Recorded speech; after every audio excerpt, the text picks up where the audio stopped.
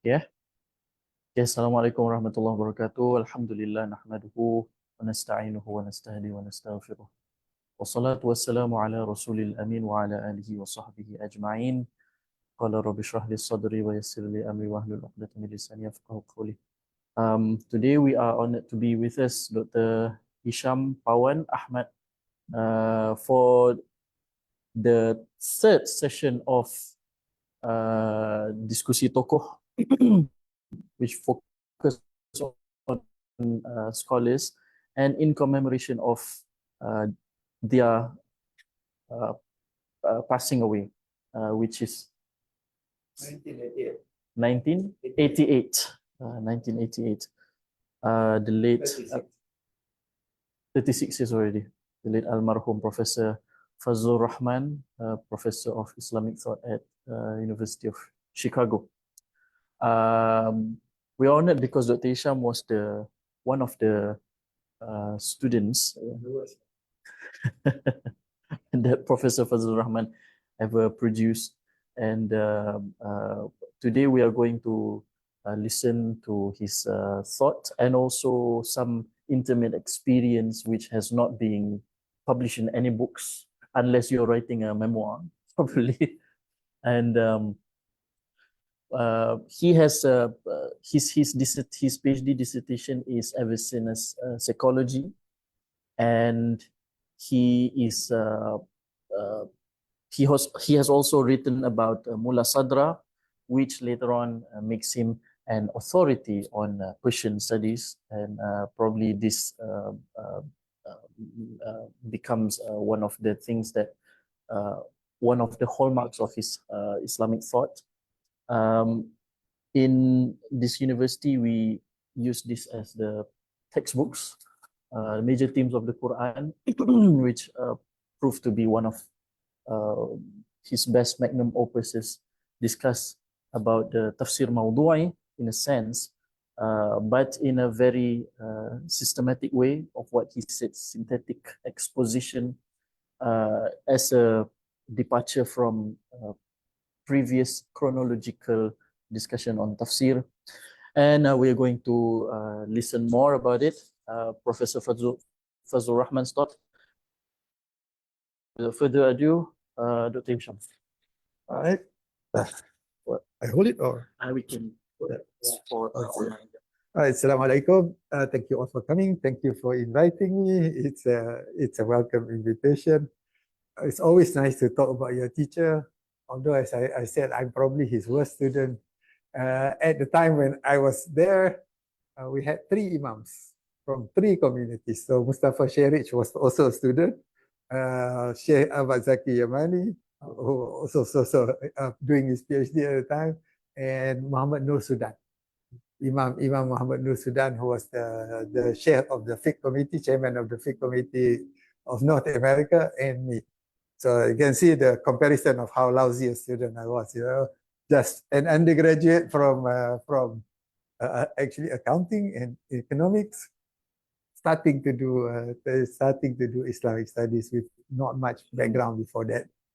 But nonetheless, since we only have actually three Malaysians who study under Fazlur Rahman, Prof. Wan Muhammad Noor, my senior, Zaini is my junior, but both don't seem to talk about Rahman very much anymore, have moved on. Let's put it that way, to be kind. Yeah.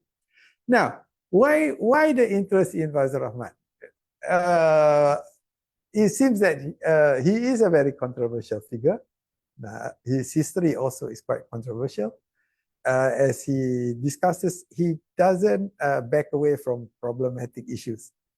So, like the Ummatics conference yesterday, everything seems to discuss Muslim world is actually good shape.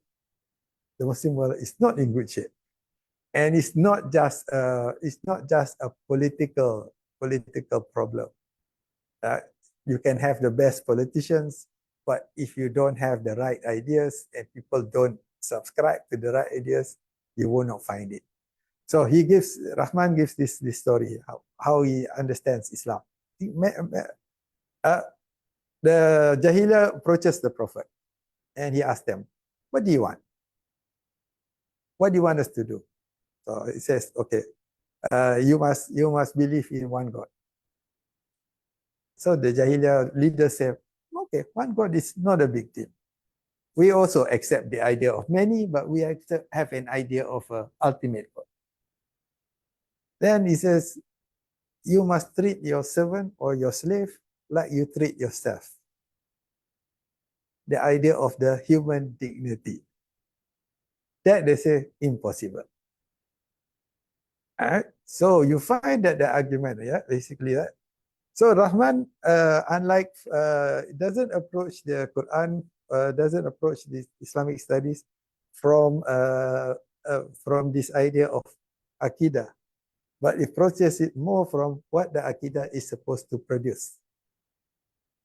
Right? So the belief in one God has meaning. What does it mean?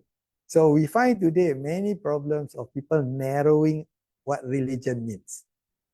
So you don't discuss social justice issues, you don't discuss inequalities, because most of those people who discuss Islamic studies issues are usually quite well off.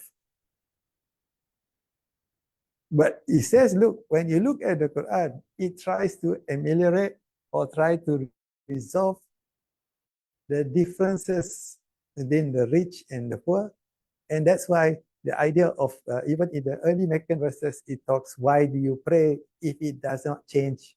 Why do you pray if you do not even give charity? Your prayer does not change your behavior. Your prayer therefore has no meaning. So unlike Faruqi, which discusses a bigger picture, we find that Fazlur Rahman seems to include, as Rahman, when he was in Pakistan, he was an advisor to the government on how to solve Muslim problems. So you find the idea of trying to change economics, especially social justice issues, become a primary issue. As he pushes that, the Quran tries to push social justice. The idea of creation, the idea of the Prophet. See the strange thing, our Prophet had a day job. Other prophets also had a day job. You find that Moses was a builder, Jesus was a carpenter, Muhammad was a businessman, a trader. So was Sayyidina Umar, Sayyidina Ali, both were cloth salesmen. Right? And so that's why you find in the Quran, it talks a lot about the business environment, and it talks about the reward being multiple, always talking almost in the terms of like payment. You do this, you get this. So you find rare that Muslim scholar discusses the issue of zakat in terms of amelioration of the poor. They mostly discuss it in terms of the ruling legal text. So this idea of the Quran as being a legal text has restricted the Quran a great deal. For Rahman, the Quran is a moral text with legal implications. The legal is trying to push or to correct the injustices that happen. So that's the uniqueness. The uniqueness of Rahman, as I said, Faruqi never discusses the idea of poverty, the idea of social injustice, or the idea of always is either a legalistic, the idea of inequality. So you find Rahman talks about a lot about the laws which seems to be unequal in Muslim text or Muslim discussion, trying to correct it because he says, look at the time. So when we discuss the idea, Islam is being accused as allowing slavery. That the Quran never banned slavery. It was slowly banned almost indirectly. Sayyidina Umar basically sort of, vanilla. By the time of Sayyidina Umar was like, we don't want it. Now, of course, the Quran does not ban slavery during the Prophet's time because it would have caused a lot of chaos. Because that's why you find the Quran talk about only slaves who can earn a living, they can buy themselves from the slave owner and free themselves. In other words, they have to be able to survive after they are freed. So not it will cause the society chaos. It's not that the Quran wants to support the idea of slavery, because the Quran always supported the idea of human dignity. As far as God is concerned, all humans are the same, equally equally created by God. Now, the second thing you find is that, like, the discussion on why did God create? What's the purpose of man on this earth? Right? Now, the earth, life on earth is difficult, challenging, some painful, overcoming difficulties, all the problems, and but at the same time, you still want to live, right? It's kind of strange, you know? Even with all the difficulties that you have. That's the joke. If you watch that movie, there's a movie called City of God, in which this doctor could not save. Huh? No, this is an American movie. I'm not sure of the title. It's a title something. This is an issue which the American doctor could not save a patient, and he got so angry that he couldn't save a patient. He thought that life is not worth living. So he gives up his job. He goes to India, just to supposedly India is spiritual, and he goes there and he sees people who are, handicapped, can't walk, can't this, but still want to live. They are working so hard to live. So he cannot figure out why is the argument, he would have committed suicide because you think that life is not worth living. But yet people who have so little think life is very much worth living. So the same thing as we go through, the Quran talks about great difficulties, man having faced great difficulties. Life on earth is seen as a challenge, but is also seen as an opportunity. Now, opportunity to do what? That's the question. Now, individually, you have, when we talk about what we use the term virtues. Virtues are what you consider good: generosity, appreciation, gratitude. All these are only gained after difficulties. You're not generous. If you're very rich, you're not generous. If you're poor who still gives, that's generous. Now, you learn appreciation. If you got everything easy, you would never appreciate anything.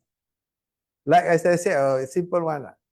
Children, when we were young, that's a long time ago. When we were young, food was hard. You don't eat chicken every day. Unlike today, you eat chicken every day. So Hari Raya was a big event. You get to eat rendang, this and that. Now my son said, what is all this? The same thing we eat every day. So what's the difference? He cannot appreciate Hari Raya like we used to appreciate Hari Raya. So only through coming through these difficulties do you learn appreciation. Only through these difficulties you learn virtue. You become human. You develop compassion. You develop generosity. Then these are things we value. And it only can come through trials and difficulties. So when people ask why God create, life is so difficult. If he wanted to be good, just make us good. He can't do that. But that will not make you these virtues which you have to gain through yourself. Now, in the Islamic scenario, so the idea of developing social justice, right, to overcome inequalities, to bring, in Islam is not just interested in the individual. That's the question. Most people think the more Sufi thing is, I'm individually good. I do this, I do that. That's not good enough. You must now yourself affect the society or improve the life of others. Right? Because you believe in the one God, the creator God who creates everything, you now serve the creator by serving the creation. You will not serve the Creator. You cannot directly serve the Creator. You serve the Creator by serving the creation. That's why the Quran always talks about ummatic and of the society, not just the individual short sendiri. Most of us think, oh, well, yeah, I'm a good person. I do good things. I pray. But I don't really benefit others. That's not good enough. You must be able to transform society.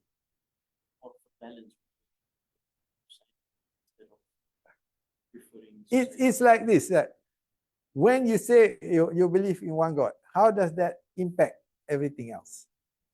So you believe that one God created everything. Therefore, He created you. He created your brother. He created the others. So you have responsibilities to all these things. Right? So the idea of equality is very important. Human dignity is also very important, essential. So without this idea, we have become almost somewhat very racist in a way. We see others different from us. We are special because we believe. No, the argument is not special because you believe. It's special because what you do. Taqwa cannot be expressed by just simple belief. Taqwa must be expressed by action. So the amal, iman without amal is meaningless. Amal without iman is also meaningless. So how to do this? So this social responsibility becomes key. That's why you find many of the discussion in Rahman has to do with the legal text also. Has to do with the law. Although actually his interest in law is actually quite limited. He argues that the law must change. It's dynamic. And so when we discuss the concept like today, almost everyone accepts the concept of maqasid. Maqasid did not exist before.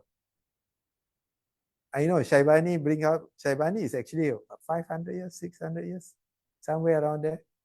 They started to discuss about maqasid, the illatul hukum. The concept of illatul hukum always existed, but this idea of maqasid was developed later. And now you have a restriction to the 5 maqasid, and many are arguing that the maqasids are many, not 5. Now, how do you get that? Why does maqasid become popular? Because the law has become so static, and it becomes it seems to be unjust in many cases, especially with changing times. With changing times, the role of men are different, the role of women are different. They are no longer distinct. You find them interrelated. Now the demands of society has changed a great deal. So you develop this idea. So Rahman develops this double movement theory. Double movement theory is nothing extravagant about it. It's just actually it seems obvious, but when you start to develop the idea that the Sharia has no illah, or you cannot know the illah, the reason behind the law, and therefore you must follow the law to the letter, then it's problematic. Give you a simple example.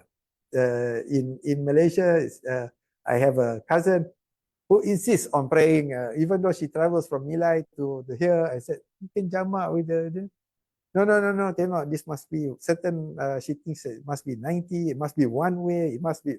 So she's young. So I said, okay, you are young, you can do it easily, although it's a little difficult, but you can do it.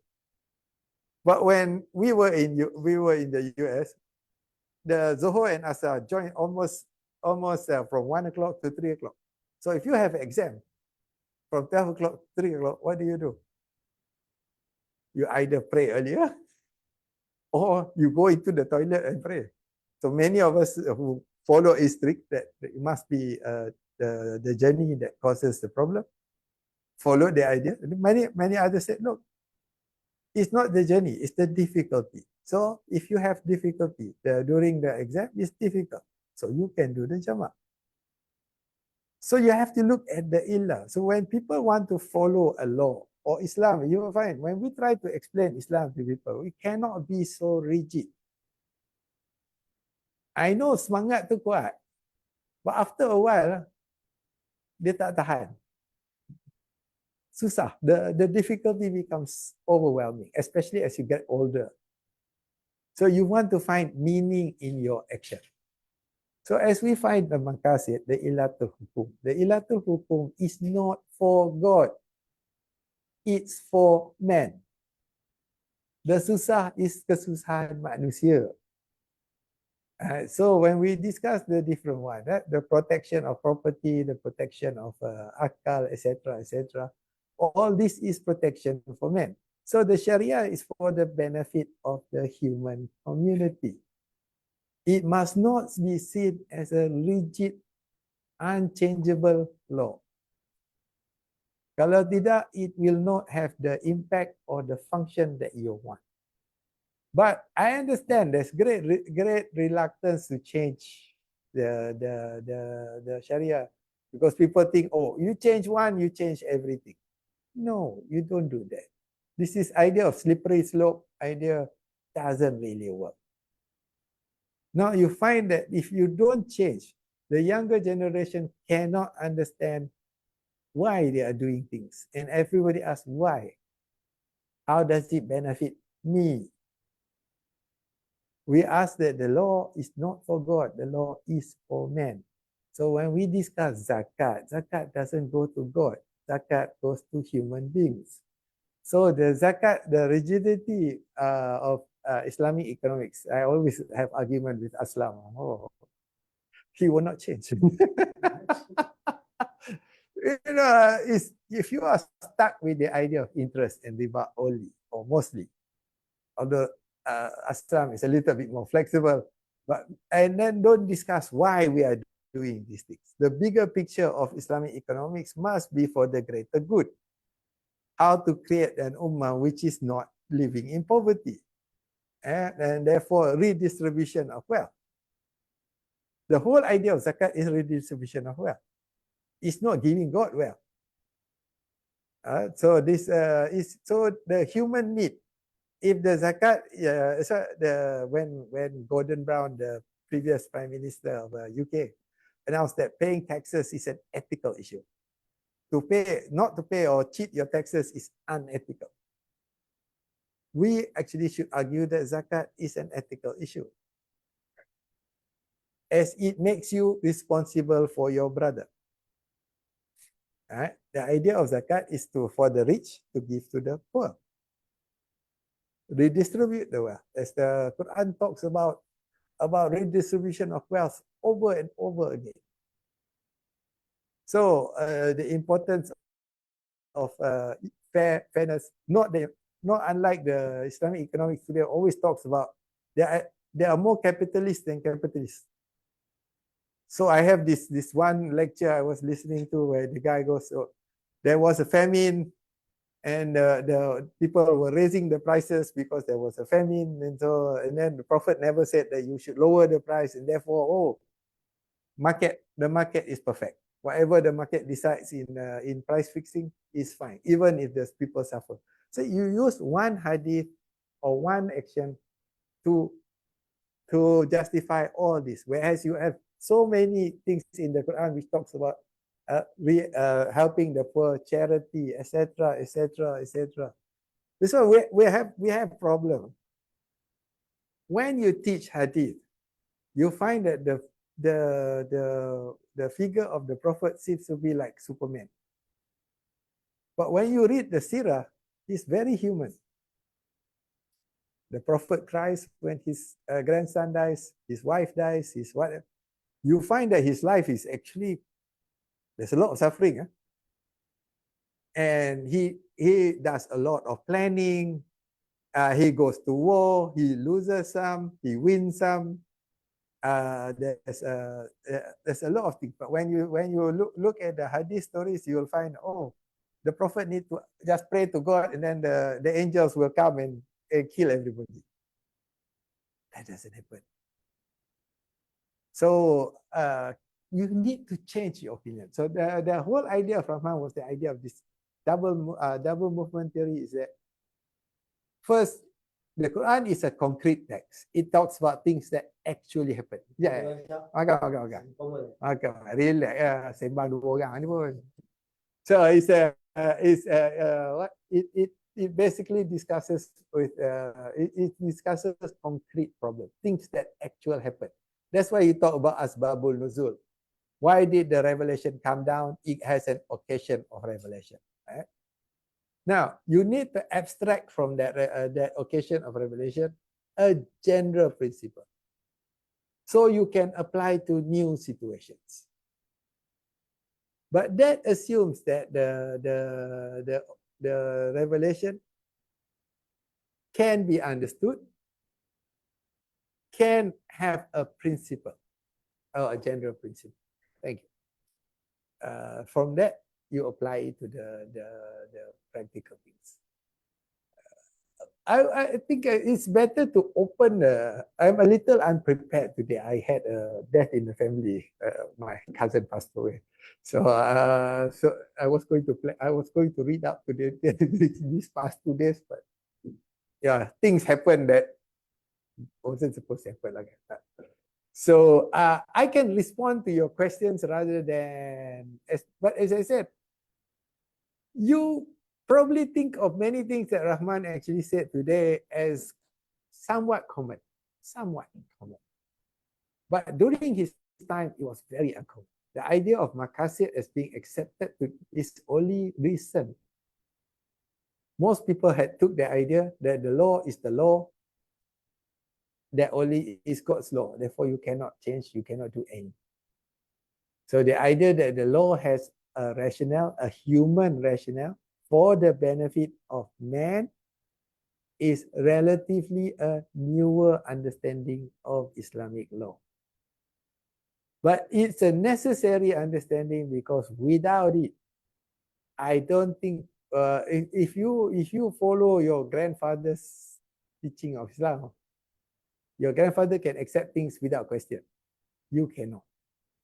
And your son probably even worse. The only thing my son knows how to ask, why? You cannot say because father says so. It doesn't work anymore. Right? So explanations, they need to see how it benefits them. Why it benefits them. Why should they follow? This idea of fire and brimstone, that if you don't do it, you will be punished.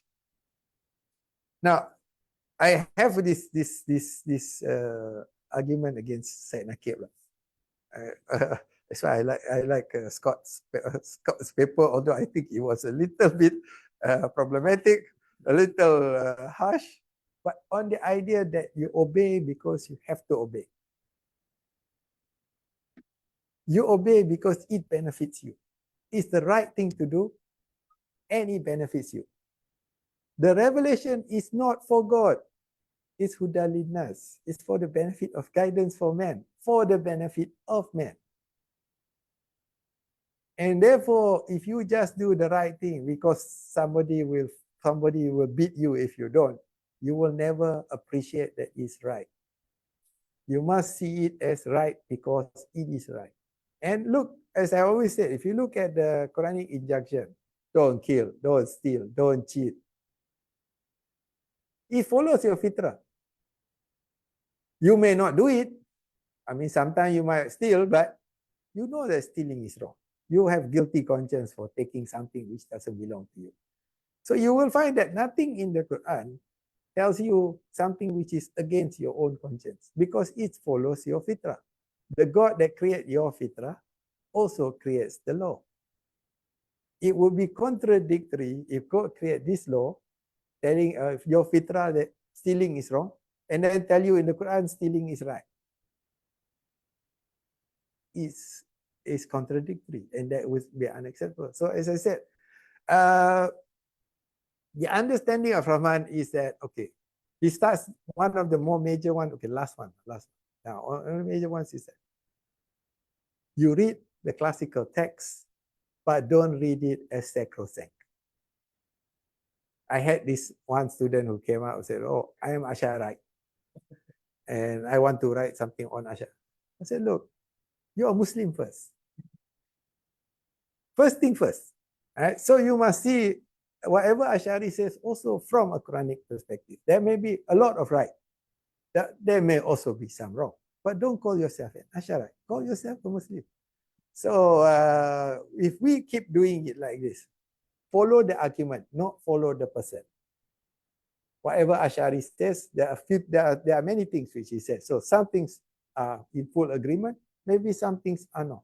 There are conditions in Ash'ari also, as he's responding to the historic past.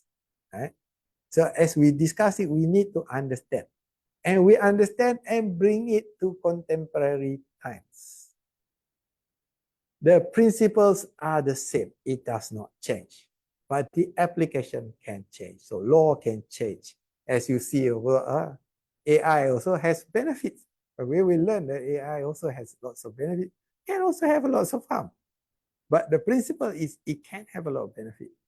It can speed up the process, but still it is human understanding as it collects human, as the computer collects human like Wikipedia, it collects from all over the place. It combines and joins it here. But you still have to try to understand it. So as I said, maybe I apologize for the chaos. I really do. This week has few things happened this week. Personal things, so it created mess. I wanted to do a much better job for my teacher. As I said, I'm his worst student, but what to do? That's all you have right now. So feel free to ask me any question.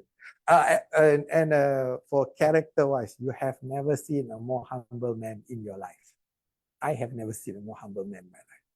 He has 2 suits. He lives in a house which is eclectic. His house is big, relatively big. But all the furniture is like, doesn't match. He doesn't care.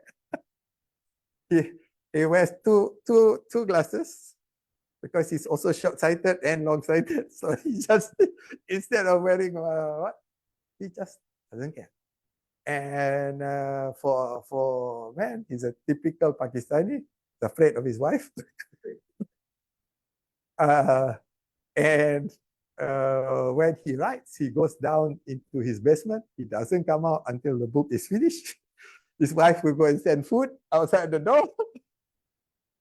He comes from a ulama family. He's Hafiz, but he tells me, oh, by the time I was like 20 something, I forgot so much already. So he never says he's Hafiz. Hafiz is like, it's the family. Everybody in the family is Hafiz. So he tells me, oh, I learned Persian when I visited my uncle for 3 months on summer. He taught me Persian. Now I know Persian. So he knows all these languages. And the experience in the West, okay, the experience in when he did his PhD in Oxford, that was unique. That was challenging. Now, as I always said, when you discuss integration, Islamization or integration, you have to discuss the question, why do you want to integrate? You must see value in everything. Integration or Islamization occurred from the beginning. Islam had adopted many ideas from many different cultures. It's only today when we have this inferiority complex, we say, oh, this is Western. That's not. We want to go back to the Prophet had adopted many ideas. As I said, even in the practice of warfare, the Persian practice of digging trenches, he had no problem with it. So it's this idea of integrating the ideas. Look, we keep telling that Muhammad is not Muhammad is not the first prophet. He may be the last prophet. He's the last prophet, but he's not the first. For Muslim, we follow all the way from Adam until Muhammad, and therefore also the revelation all the way. So there is truth in every culture, and we can learn from the truth. We can benefit from it. So don't be afraid to learn outside, and also to integrate and change. Be the light. In other words, Muslims should be one helping or benefiting others, not harming. And don't be afraid to learn from anyone. So when I said that he had a very hard time, his father was a kind of strange man. He's a mullah, but actually appreciated learning from the West. Learning other. It's not like Boko Haram.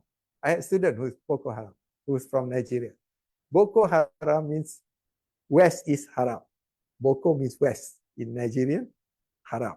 So even if you have an English book in your bag, you are haram. So that attitude, which you cannot learn from anyone, that's not what we should have. And as I said, Rahman said, engage. Islam learned from many cultures. The Sharia also changed from many cultures, also influenced many cultures. So as we are surprised today, as the West talks about how they learn Greek. They learn Greek through Muslim philosophers. They had lost most of the text.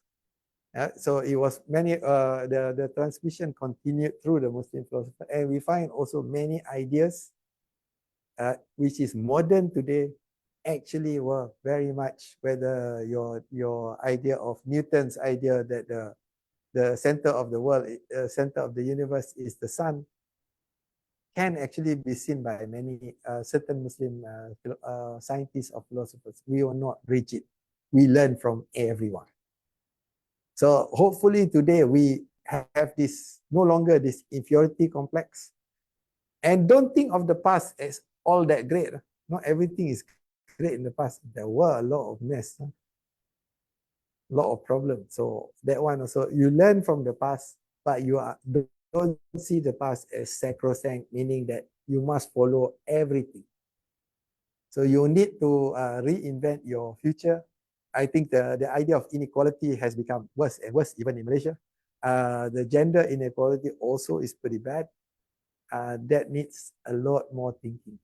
So as I said, I apologize. If you had, I wanted to postpone it, but it was too late. Not because, I mean, the funeral was today actually. So I went to the funeral, but it was this morning. So, and there was not enough time to I didn't want to change it, the chaos. So, okay lah, but it's fine, it's fine. So as I said, it's a little disorganized. I'm doing a lot of, this is disrespectful of my teacher. I owe him so much that I should have done a much better. Thank you. Thank you very much, Dr. Isham. Thank you very much. First question. What are the things that Professor Fazlur Rahman influenced you? Oh. I mean, you got to understand, I don't come from a religious background. Mm-hmm. I read religion on my own. So I did undergraduate in accountancy and economics. I never studied I studied all in the West. So then moving on for my master's, I did Islamic studies. So it was like, that's in a way, I did not have to change so much. I learned everything anew. So like most people who come from with Islamic studies background would have to reinvent. And then Rahman is, although he's a very kind man, he's very opinionated. He's very confident of what he thinks is right. It's different. What you call dress, makan, whatever, doesn't matter. But the idea is the idea. He believes he's right. And you can see, he can historically prove. He tries to, he does, unlike Faruqi and others who create disciples who almost propagate their ideas. Rahman doesn't create disciples. He wants people to stand up on their own 2 feet, be able to argue their case. And that's why you find nobody does it like, unlike your Said Naqib disciples in a way who promote his ideas very much. Rahman, we promote the principle, not the person. So we want to see, as I said, his ideas have become, without his name, more and more acceptable today. So we don't see Sharia as static. We do see it as human. The idea is human, not God-centric, but human-centric.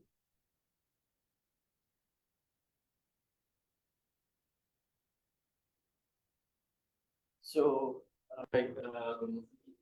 we open the floor for discussion. We have with us Professor Fauzan, Director of Triple IT, and also He promised to ask only 2 questions.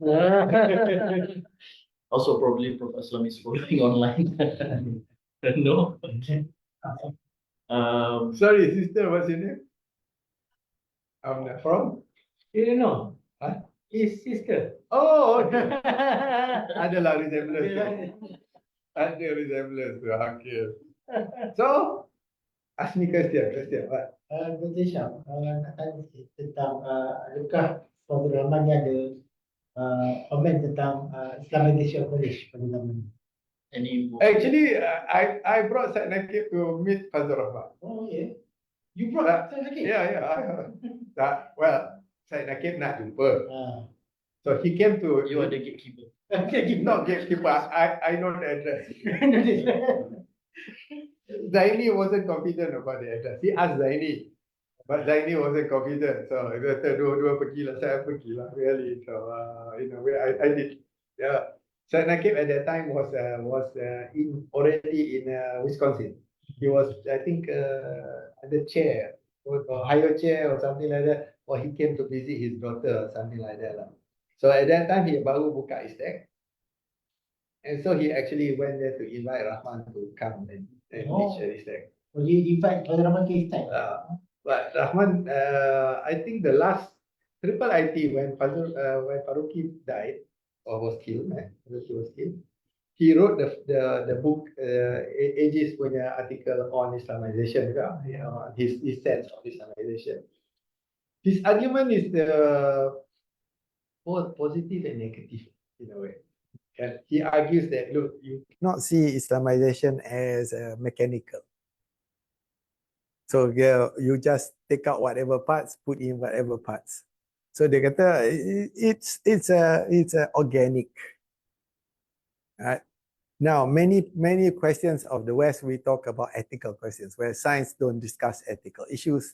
They seem to discuss what you can do. So the joke was like this, the joke. Now, when the nuclear bomb was first invented, it was by first time scientists actually collaborated.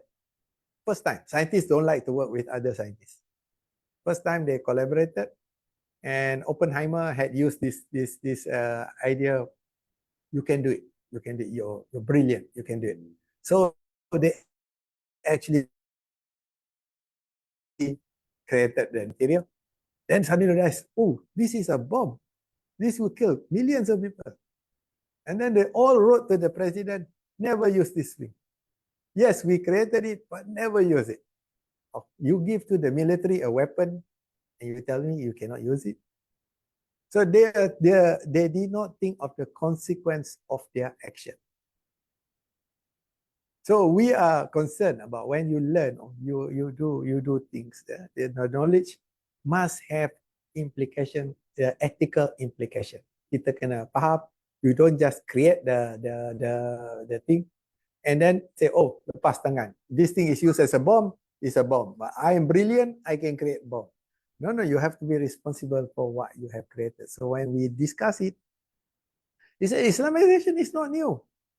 The Muslims were learning from the Greeks, were learning from the everything. You name it. From philosophy to logic to... they never had a problem in taking, but they were very selective. And they learned philosophy. Instead of using the word gods, which the Greek had plural gods, they used the word malaika. When they translated, it's already filtered. So it's not, and they did not translate every book. They only translated books which were useful. So it was, first you recognize other people's contribution, which is good. As I said, but it has to be organic, the Islamic issues. So the Islamic issues is basically the ethical issues. Now you need to change your perception that everything is an akidah issue, it's a belief issue. It's a consequence issue. How does the belief affect consequence? So it's a moral issue. So that one, masa tu, he did not discuss anything about Islamization. He just invited He invited him to come as a teacher. Syed Nakib doesn't justify himself. You know? Dia tak beritahu total lah kenapa dia. He was there. He wanted to see, so he told Zaini he wanted to see. And then Zaini tak berapa tahu rumah dia. He asked me, so okay lah, pergi dua-dua lah, tiga-tiga pergi. So he accept. Huh? No, he didn't accept. He didn't. He told me, okay lah, Nakib knows Sufism, but other things he's not confident about Nakib. Because Nakib never discusses society, never discusses social justice. Justice is different, social justice is different. Economic social justice, inequality. He doesn't discuss about inequality, about economic injustice. Rahman talks a lot about economic injustice. As he gives that the mission of the Prophet is to correct the injustices, to make men, you see, without this correction of injustice, economic injustice, you don't have potential to perfect yourself. If you are poor, of nothing to eat, you don't talk about justice, you don't talk about right, you don't talk about wrong, talk about makan. So you need to fulfill the human need, right? And from that, and therefore the creation of this idea of economic justice and social justice, right, becomes essential in the Quranic. That's why the Quran talks a lot about the rights of women. Right? For the first time, women are not seen as cattle or property of the husband. Right? Women can own property, and the Prophet worked for a woman. He worked for his wife, right? So he worked for a woman. There's no problem working for a woman. So we forget, we think that Islam is so patriarchal. It changes later on to be very patriarchal. But during the Prophet's time, actually, women went to war, went to fight, served many. As I said, his wife Aisha was an ulama by herself, not just because she can cite hadith, but she gave fatwa, meaning that she knows the hadith and then what the implication of the hadith is. Unlike Abu Hurairah, who memorizes hadith but cannot give fatwa. A military general. And fought against Ali. That was personal. But no, the unique thing about Aisha becoming a general is people followed her. She lost, but people followed her. So the idea that a woman cannot become a military general or cannot become a leader is not there.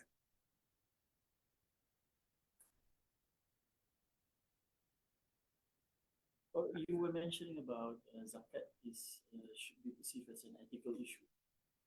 Zakat is an ethical issue. Macam ni, okay.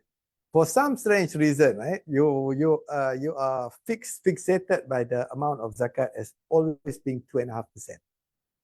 I know you extrapolate. During the Prophet's time, when the farmer harvests, he gives 2.5%. For how much he gives? So 1 out of 40, he gives. So that's 2.5%. Now, when the Quran talks about zakat, it talks about all these categories. If you look at the 7 categories, right, from the poor to fi sabilillah. Fi sabilillah can be defense. Fi sabilillah can be education. Fi sabilillah can be anything. That's beneficial. Now, if you collect other than zakat, so you are going to charge her taxes which are not religious taxes. Or zakat is religious tax, but because the government need other money, it's non-religious tax. So how are you going to justify it? It's circular. So you find many Malays, right, will pay zakat, but cheat on their income tax. They don't think that they have responsibility to their ummah. The income tax goes to pay for your son's education, for your friend's health, for your roads, for your whatever. In other words, your responsibility to the ummah. Just last part. Okay, on this maqasid thing. This maqasid has become so rigid. Right? We have become so rigid. When you talk about akal, protection of akal, Protection of akal is not just what destroys it. You know, now let's say you don't give education to your son. Is that protecting his akal? It's not also compulsory for his akal. So is education, must pay for education. What about health? Public health. So if the person is sick, he cannot think also. How can you protect his akal if, you know, the American says this interesting saying, a mind is a terrible thing to waste. So they are talking about, this case was talking about black colleges. Mind is a terrible thing to waste. The same thing, the Islam always talks about the protection of akal. But protection of akal, always you are so rigid, oh, it's only don't drink. But teaching them is also protecting akal. Giving him health is also protection of akal. So you need to expand this maqasid. Maqasid is a good idea. It's a good idea. But don't be so rigid.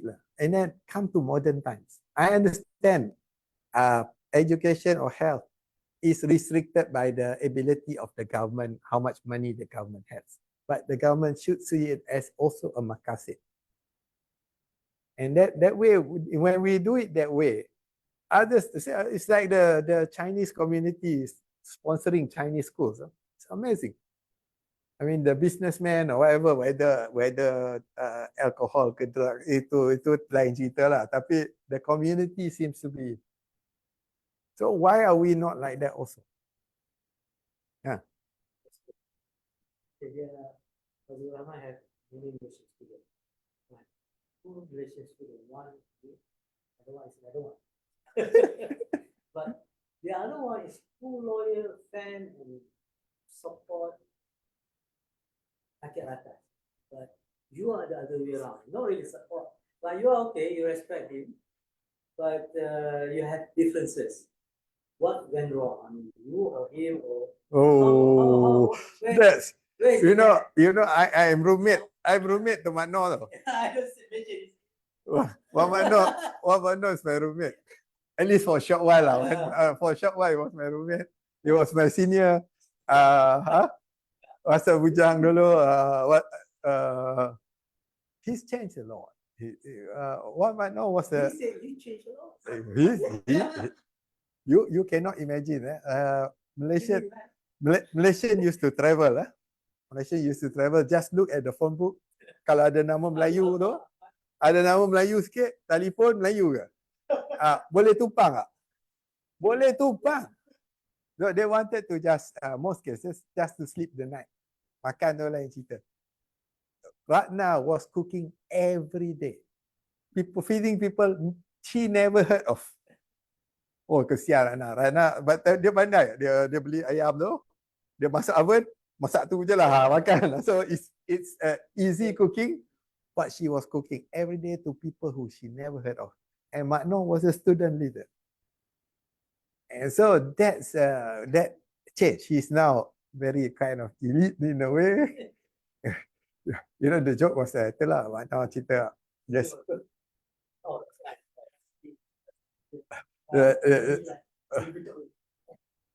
it's nothing that controversial lah. But you know, Ratna's father is quite a Malay nationalist, right? So she's complaining. His father is complaining. These young Malays now don't have respect, don't have this. They don't know history. Makno answers, we don't read history, we write history. That was the confidence he had now. And then when he comes back here, he's like, everything whatever Syed Nakib says. So it's sad lah, bukan apa. You must have that principle sikit lah, human dignity tu sikit lah kadang-kadang. Respect to guru, respect, bukan tak respect, tapi tak sampai semua setuju, then you deny everything that happened before. But well, that's Makno lah. I haven't seen him for a very long time. We have more questions. Yeah, ladies. Come on, you must have something. that you some things that you don't like. Ladies, Malaysian Islam has been accused of a lot of things, of downgrading, also not giving enough not enough places, priorities to women. What? No complaints. My wife complains all the time. So my wife is even more radical than me.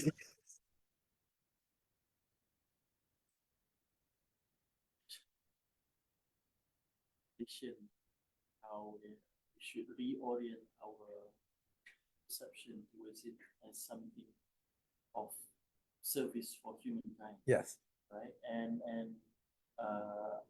But to relate to our issue nowadays in our society, this issue of perceiving religion as something sacrosanct that you have to defend it in the name of membela martabat agama, martabat Islam against the vile of or attacks from others. So it's something that you defend. It's a being or a metaphysical being that you are defending. So it's not about defending the communities. I get it. Dia masalah juga lah. This problem of slippery slope lah. Slippery slope ni maknanya kalau you isap rokok, you akan ambil dadah. So jangan bagi orang isap rokok, sebab rokok tu akan buat dia isap dadah. In other words, there's actually no connection lah. But the idea is, if he starts doing one thing wrong or slightly wrong, he will do many bad things. So if you start to see the revelation as sacrosanct, it's sacrosanct. It's revelation, fully revelation.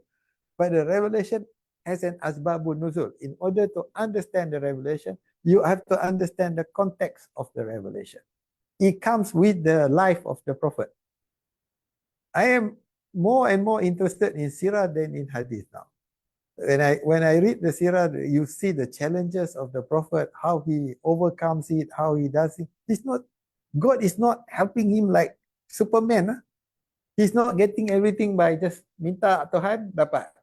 Kita sekarang ni don't talk about usaha, don't talk about planning. Ini doa tu doa. Tapi planning apa semua tu kena ada. So the Prophet is very much there, and he struggles. So when you show a young boy, the Prophet could have got everything. The boy cannot relate to your Prophet. He can relate to a human Prophet. Like father having troubles, having this and that, and then still able to overcome. So how do the revelation has to be seen in a context. And that's why when we talk about, as we see it in a context, we then get a general principle and we derive it to our situation. So kena berubah. So bila orang kata one woman's opinion is one man's opinion is equal to two women, therefore one man's vote should be equal to two women's vote. Berat lah. But there are those who have argued that way, misunderstanding the principle which the Quran talks about, a business scenario. Because there were few women in business, that's why the argument, when you have a contract, either have male witness or have one male witness, two female witness, so that one can remind the other. It doesn't say about women as being inferior. It's just that at that time, women are not used to business. At that time. So are we going to change it now? Yeah, why not? Sir. Who do you think that Dia kena belanja laksa dulu. continue the ideas of the idealism of Fazlur Rahman, like social justice, poverty? Anwar. And this one, and you think Anwar is the one practicing? No, Anwar is the one that's talking about it. Unlike the more traditional ulama, Anwar is really talking about social justice as a religious issue. Advantage is not for profit, but for to solve the profit. So it seems to me he is fight and support the idealism of Fazlur. But I don't see the scholars. Yes, Scholars. I can see the practitioner as politician Anwar said. But who is the scholars that Macam maybe mana? Anwar is a scholars come, the politician come scholars. But who No, is the the unique thing about Anwar is when he criticized recently the banking meeting. Although he still supports the project, he keeps saying you got to go beyond Sharia compliant. Sharia compliant is not good enough. I surprisingly orang tak dengar cakap dia. No, they don't understand. Maybe they don't learn Fazlur Rahman. I mean the rigidity is still there. I mean they keep saying, oh, I know Aslam will tell me, oh yeah, Anwar pun dah kutuk kita orang. But the problem is macam ni. The boss of the SC when asked this question just tell me what is haram, what is halal, don't tell me anything more. And when you tell me haram can become halal, halal can become haram, I don't want to hear it. So bila dia tak ada konsep ilatul hukum, benda itu untuk the ummah and for the people. When you don't have that one, I don't understand. So when you have the new generation of scholars, you cannot find like Rahman lah, because as I said, family comes from family, uncle dia semua mula semua. So he learns things like dia belajar macam tu, dia pergi jumpa pakcik dia belajar ni. So what can you say?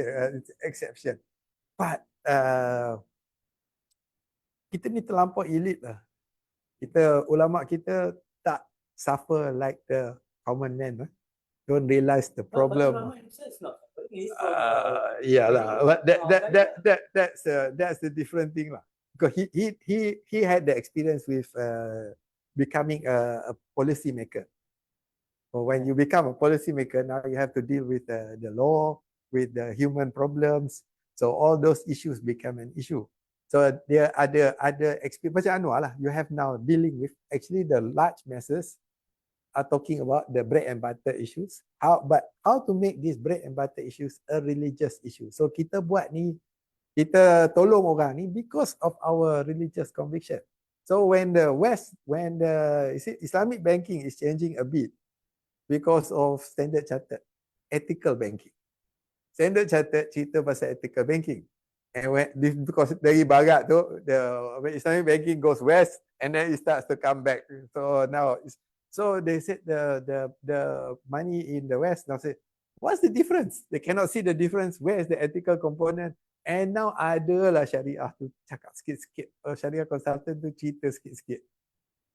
But without this ethical component, when you talk about the ummah, but you don't really believe in the ummah, you talk about the elite class.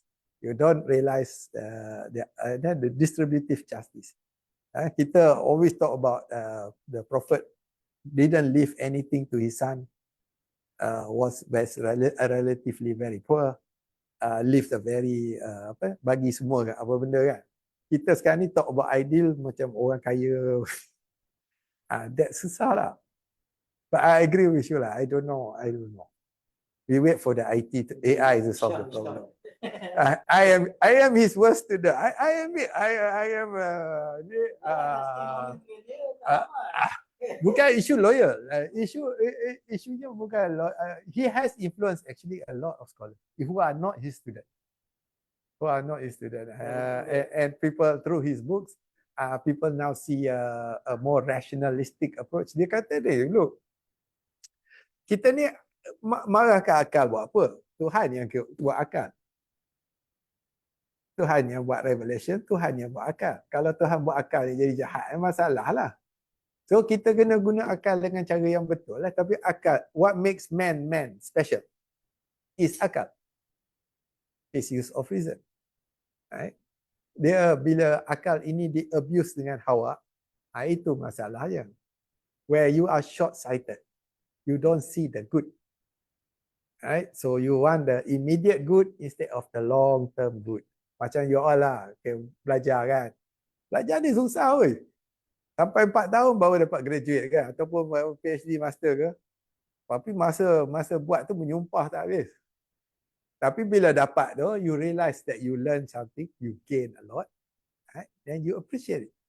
So we must make man look long term. Jangan immediate gain aja. Itu yang tamak haloba ni immediate gain aja. Macam my philosophy teacher masa kata senang aja. You boleh makan berapa banyak. You kaya mana pun, kalau material harta ni tak boleh banyak pun. Dah lagi tua lagi tak boleh makan. It muak. Benda tu jadi muak. She uses a term, dia Mak Saleh kan. So party till you puke. In other words, material or whatever ini, after a while, it meaningless. So kita kena cari benda yang lebih higher.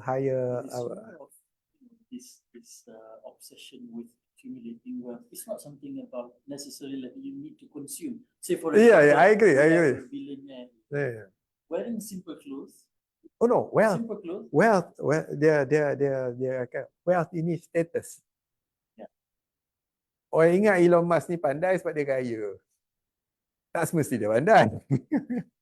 So or even a good man, in other words, he may be but he's very rich. So you look up to rich people. But wealth has become, dulu tak. Dulu orang businessman ni, masa time Muslim time, businessmen were not seen as high status. Macam Malay society, ulama dulu tinggi.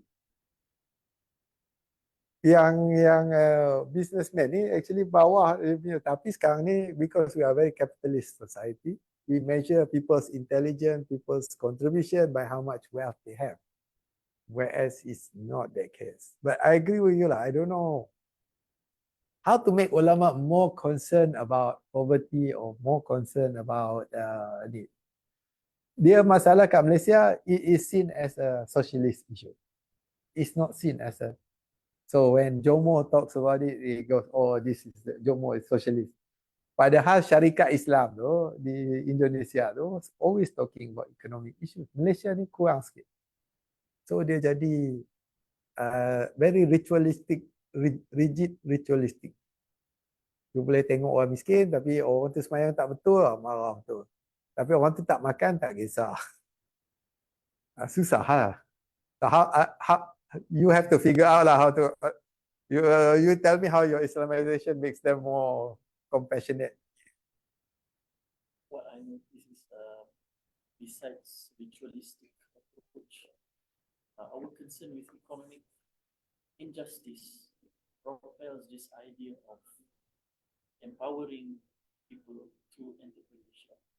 This is common here. This is becoming influencers. And it's about empowering people, but not necessarily become empathetic towards the disadvantaged. Malaysia is very materialistic society. We measure a person's worth in terms of how much he owns, how much is. So itu yang you wear bling lah.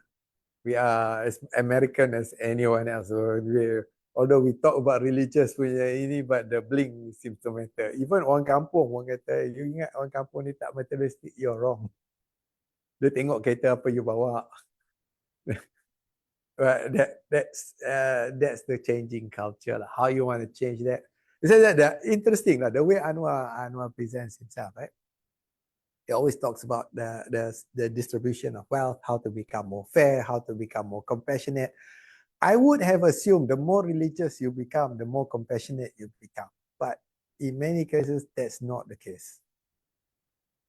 You find something, the disconnect. That's why sometimes when the Christians look at us, they say, we cannot understand how you practice your religion. For us, it's always charity, it's always how you take care of the poor, it's always how you do this. Therefore, there's rational reasons why this is done. Kita ni, orang tu sembahyang betul ke tidak, cara ni ke tidak. You're very rigid on the rituals and you keep talking about the rituals.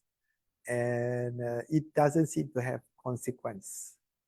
And sad to say, the way Malay practice, banyak magic ni, cara baca ayat, bukan makna ayat tu, tapi cara baca ayat. Macam orang kata, when you pray, you baca Fatihah tu, you buat declaration tau. This is my God. This is what I'm going to do. I'm responsible for my Ali Qiyamiddin. On the day of judgment, God is here. I promise to do this. And then you follow. This is a declaration you make every day. How many times a day? Yet when you habis je semayang, janji semayang tu di rukun dia semua perfect, apa you cakap you tak ingat pun. And then of course tak buat. So Melayu concerned with the bacaan, kalau ni, tapi tak ada the amal of the practice that you commit yourself to doing. So bila orang tu ada masalah kata, you all this semayang bukan main kuat, tapi tak nampak pun you tolong orang. Tak nampak. So how to change that is going to be your challenge lah. Kita ajar fake ni terlampau rigid. So susah. And you don't know if you read the past. The Muslim theologian was actually very, very sophisticated. Question they were asking, can God harm his servant? Is the world that is created the best of all possible world? Bukan dia tanya soalan fake. The discussion was very high level philosophical discussion. Maknanya kita ingat, hanya pada you pergi haji sentuh perempuan tu batal ke tak batal. That's not the only question. And the faith also is very dynamic actually. Kalau kita belajar, kita belajar Syafi'i saja. Again, example Syafi'i. Yeah. Most people think Syafi'i is very rigid. Tapi Syafi'i actually went against the Quran on a certain issue. Now, Zahir Quran. Okay. On this issue, okay. It's the literal translation. Okay. When I was in the US, right? Semua yang Arab ni makan daging jual, kedai biasa. Tapi tak sembelih. Yang Hanafi semua tak nak. Semua pergi zabihah. Dia kata kenapa? Dia tanya, kenapa you buat tak pergi zabihah? Dia kata, tak payah. Syafi'i kata, dia kata ayat Quran kata bacalah bismillah bila kamu nak sembelih.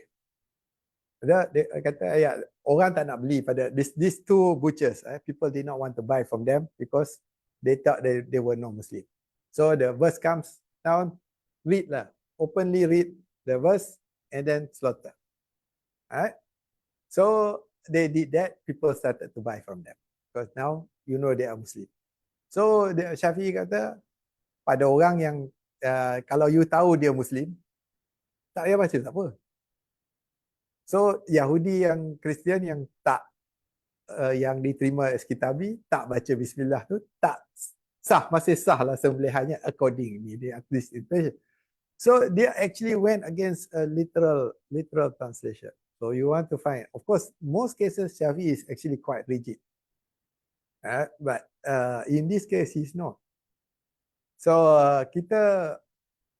masalahnya kita tak tahu tradisi faith kita sendiri. It's actually very diverse. And dia cari macam mana nak solve masalah, bukan create masalah. So the way we accept faith here is to actually create more division. So you and the Chinese don't mix, you and the non-Muslim don't mix. Instead of trying to find, what you call it? Not unity, but common grounds lah. So how to create the common ground? We are all human beings. We want to create a common good. And so that becomes more important. Well, I leave it up to summarization of knowledge to find the answer. Triple IT. Thank you very much, Isham, for the sharing and lecture. I suppose if we have last question in the Facebook or Zoom, no question. Ramai kan ikut? Dia recorded tau. Allah ni macam ngajar kelas juga biasa. Hasan akan tengok bawah.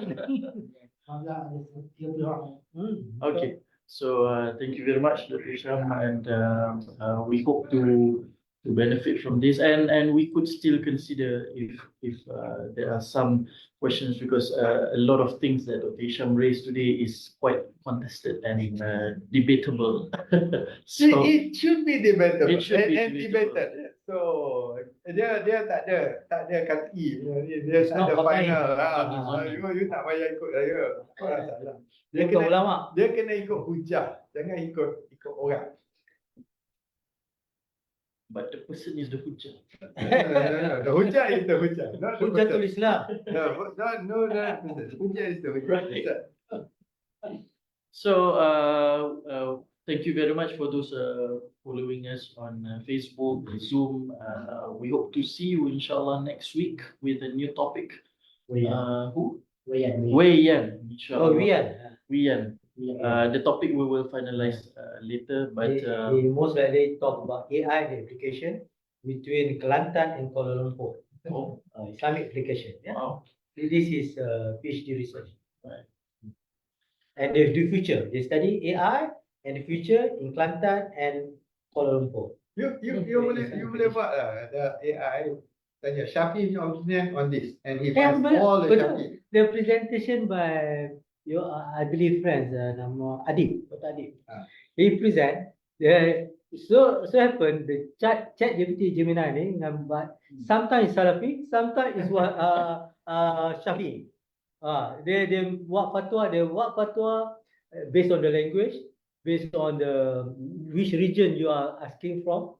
So the ada fatwa inclined towards Syafi, ada inclined. Tapi dia cari semua Dia lah. cari semua lah. But it's not, I mean all of different Syafi punya opinion. Ya. That's actually Ya, very, boleh jemput Dr. Adib UKM. that can be very good lah. Apa nama Syazwan. Dr. Adib, dia represent paper yang sama dekat apa Jakarta tu, is very good.